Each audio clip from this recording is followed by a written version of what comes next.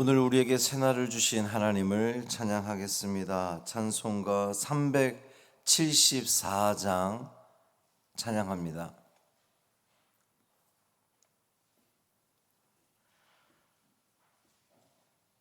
찬송 374장.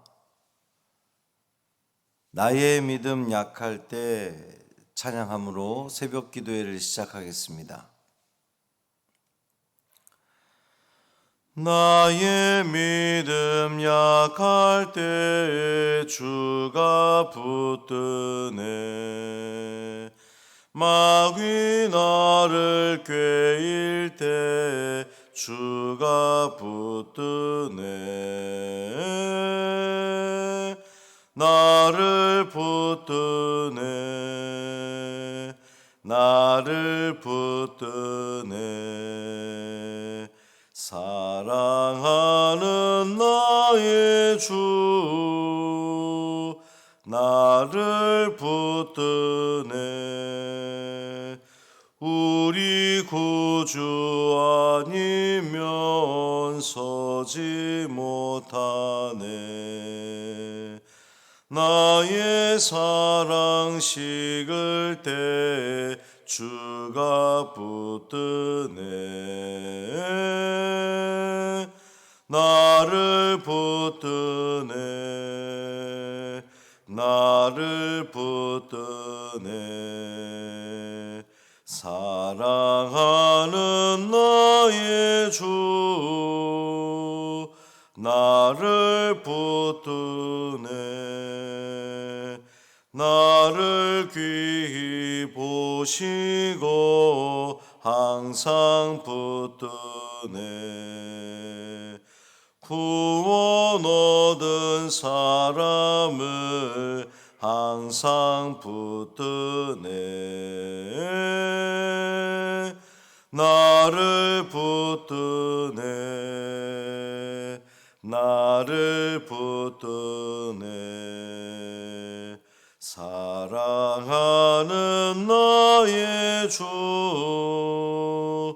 나를 붙드네. 나의 영혼 약할 때 주가 붙드네. 피를 흘려 샀으니 주가 붙드네. 나를 붙드네.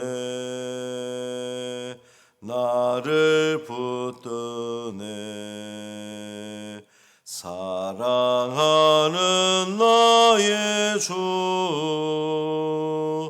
나를 붙드네. 아멘. 사도신경으로 우리의 신앙을 고백하겠습니다. 전능하사 천지를 만드신 하나님 아버지를 내가 믿사오며 그 외아들 우리 주 예수 그리스도를 믿사오니 이는 성령으로 잉태하사 동정녀 마리아에게 나시고 본디오 빌라도에게 고난을 받으사 십자가에 못 박혀 죽으시고 장사한 지 사흘 만에 죽은 자 가운데서 다시 살아나시며 하늘에 오르사 전능하신 하나님 우편에 앉아 계시다가 저리로서 산자와 죽은 자를 심판하러 오시리라. 성령을 믿사오며 거룩한 공회와 성도가 서로 교통하는 것과 죄를 사하여 주시는 것과 몸이 다시 사는 것과 영원히 사는 것을 믿사옵나이다. 아멘. 이사야 28장 7절부터 10절까지 말씀입니다.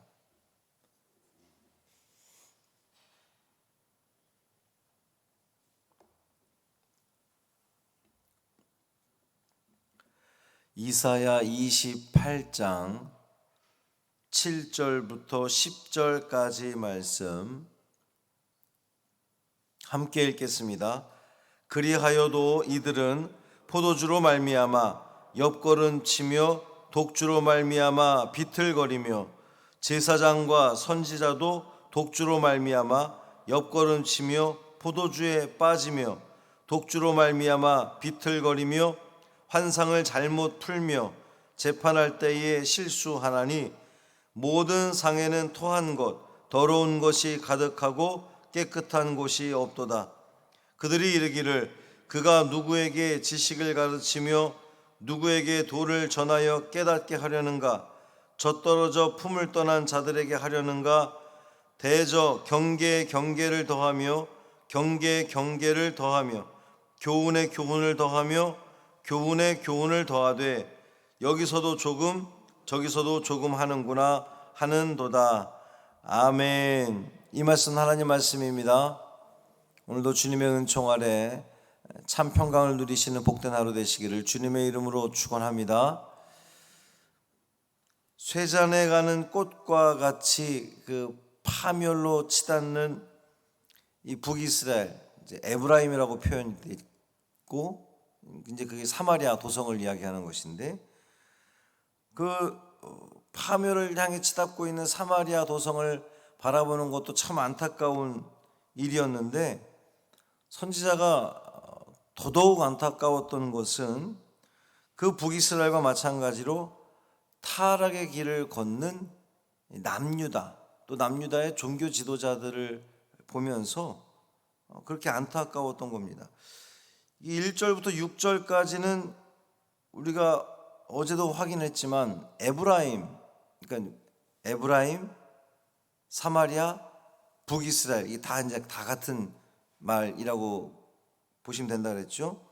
6절까지는 에브라임, 그 북이스라엘에 대한 경고의 메시지였는데 오늘 7절부터는 남유다, 그러니까 예루살렘에 대한 경고의 메시지입니다.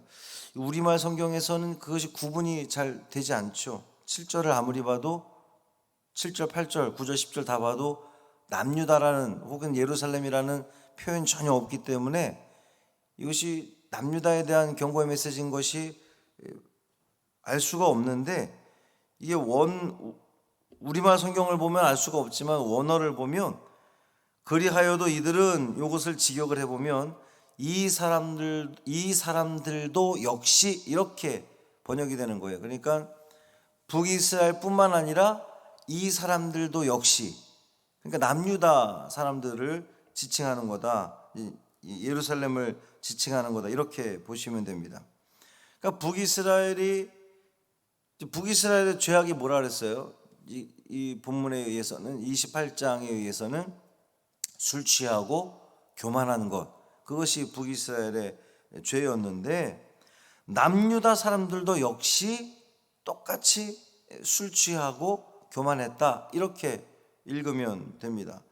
그러니까 선지자는 이 예루살렘 남유다의 문제점 또 죄악 중에서도 특히 하나님을 떠나 세상과 타협함으로써 이 문제를 해결하려고 하는 남유다의 종교 지도자들을 향해서 경고하고 있는 거예요.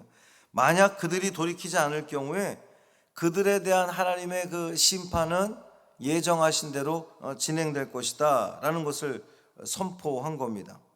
사마리아 사람들과 마찬가지로 예루살렘 사람들도 역시 이제 사마리아는 북이스라엘의 수도, 남유다의 수도는 예루살렘. 그러니까 이것을 여러분이 좀 잘 구분하셨으면 좋겠어요. 그러니까 사마리아 사람들과 마찬가지로 남유다 사람들도 역시 술 취함에 빠져 있었습니다. 어제도 말씀드렸지만 이 아수르라고 하는 나라가 이렇게 공격을 해 들어올 것이 이제 아주 분명한 그러한 상황, 위기 상황이잖아요. 나라의 위기. 우리나라도 보면 만약에 러시아가 북한을 쳐들어온다 그러면 남쪽 역시 긴장하지 않겠어요? 같은 땅덩어리 안에 있는 거니까. 그렇다면 아수르가 북이스라엘을 공격해 들어올 것이 분명한 상황이라면 남유다도 긴장을 하고, 야, 이것이 우리에게도 영향을 끼칠 수가 있겠구나 라고 준비 태세를 갖추고 있어야 되는데 그냥 술 취함에 있었다는 거예요. 방탕함에 있었다는 겁니다. 더욱 안타까운 사실은 이 백성들을 지도해야 할 종교 지도자들, 그러니까 제사장, 선지자들 역시 술 취하고 방탕한 삶을 살았다는 것이 문제입니다. 그러니까 이 예루살렘은 이 백성들로부터 지도자들까지 다 타락의 길을 걸었다는 거예요. 7절 말씀 보면 옆걸음 치며 이렇게 표현했는데 옆길로 빗나가는 것을 말하는 겁니다. 옆걸음 치며. 그러니까 우리가 길을 걸어가면 똑바로 걸어가야 되는데 왜 우리 종종 그 TV 뉴스에서 보면 음주운전 측정하면 사람들이 어떻게 걸어갑니까? 본인은 앞으로 걸어간다고 하지만 이렇게 옆걸음 치는 것을 볼 수 있잖아요. 그 얘기를 하는 거예요. 옆걸음을 친다는 것은 술에 너무 취해서 똑바로 걷지 못하고 옆걸음을 치는 겁니다. 이것이 또 영적으로 보면 우리가 신앙의 길을 하나님을 향하여서 우리가 똑바른 길로 걸어가야 되는데 자꾸 옆걸음을 치는 거예요. 옆길로 가는 겁니다. 곁길로 빠져나가는 것이 문제라고 하는 겁니다. 독주로 말미암아 비틀거리며 그랬어요. 아주 술에 만취해서, 여기서 말하는 것은 술이라고 했지만 이걸 우리가 좀 더 신앙적으로 풀어보면 세상 것에 너무 취해 있다 보니까 하나님께로 똑바로 가지 못하고 자꾸만 옆걸음을 치게 된다는 거죠. 또한 그들은 환상을 잘못 풀며 그랬어요. 이제 환상, 이것이 영어로 표현하면 이제 비전이 되는 것인데 그 비전을, 환상을 잘못 해석했다는 겁니다. 그러니까 영적 지도자들에게 굉장히 필요한 것은, 중요한 것은 영적 분별력이거든요.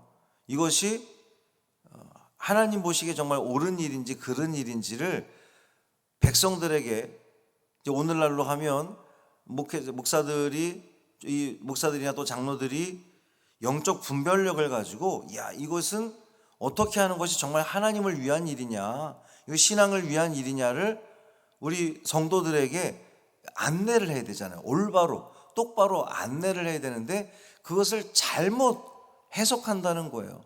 엉뚱하게 해석한다는 겁니다. 해석을 엉뚱하게 하니까 당연히 인도하는 것도 엉뚱하게 인도를 하는 거죠. 오늘날 이단들이, 수많은 이단들이 그렇게 하나님 말씀을 곡해하고 잘못 해석해서 그렇게 이단으로 가는 거잖아요.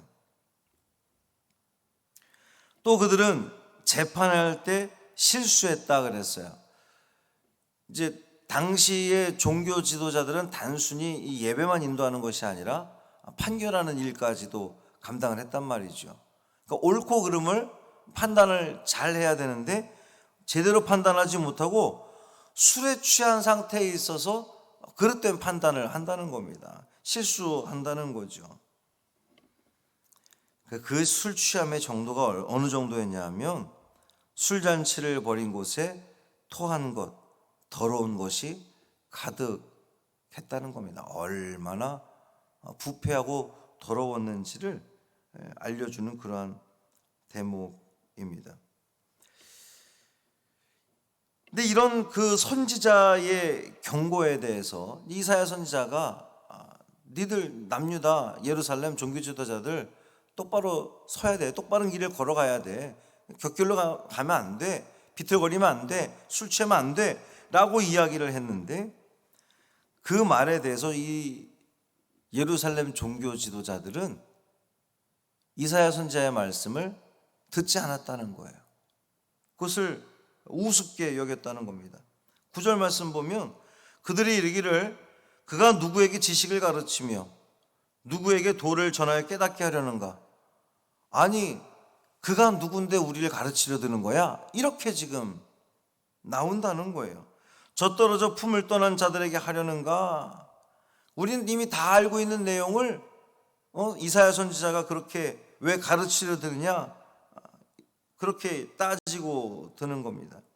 그들은 전혀 삶 속에서 신앙적인 길을 가지 못함에도 불구하고 이사야 선지자가 그런 딱 그 경고의 메시지를 전하면 우리가 그릇된 길을 갔구나 라고 회개해야 되는데 그렇지 못하고 너는 뭐 우리와 다르냐 이런 식으로 지금 따지고 드는 겁니다.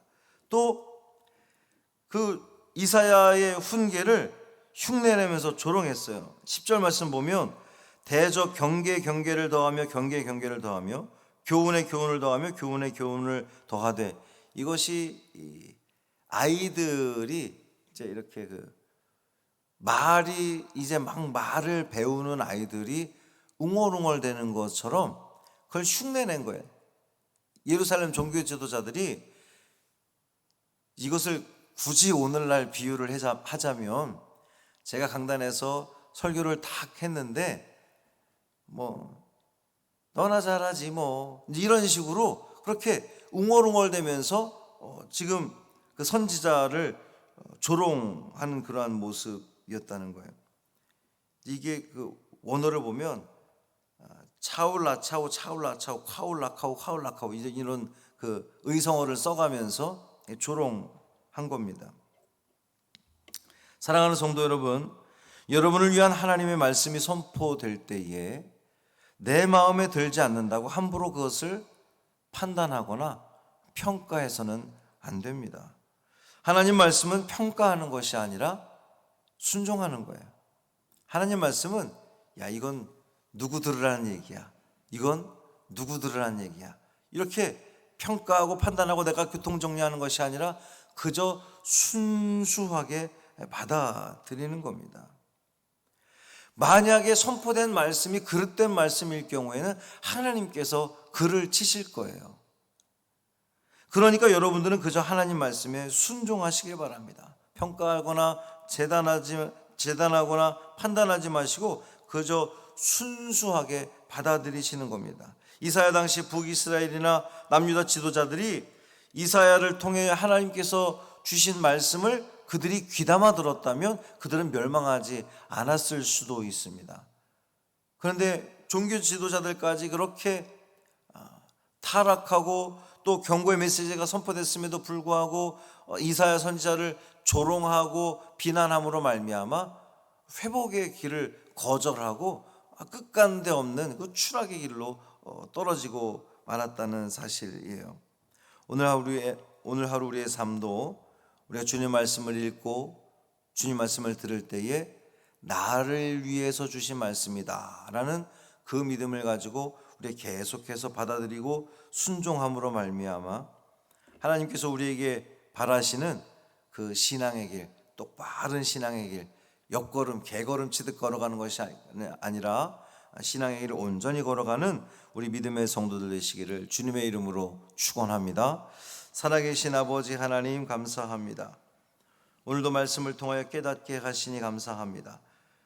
북이스라엘뿐만 아니라 남유다 백성들, 또 백성들뿐만 아니라 그 종교 지도자들까지 술 취함으로 말미암아 신앙의 길, 믿음의 길 우리 백성들로 하여금 가게끔 인도한 것이 아니라 똑같이 모두가 다 누구나 할 것 없이 타락의 길을 걸어감으로 말미암아 하나님의 심판을 면할 수 없는 지경에까지 이르게 된 것을 우리는 다시 한번 확인했습니다.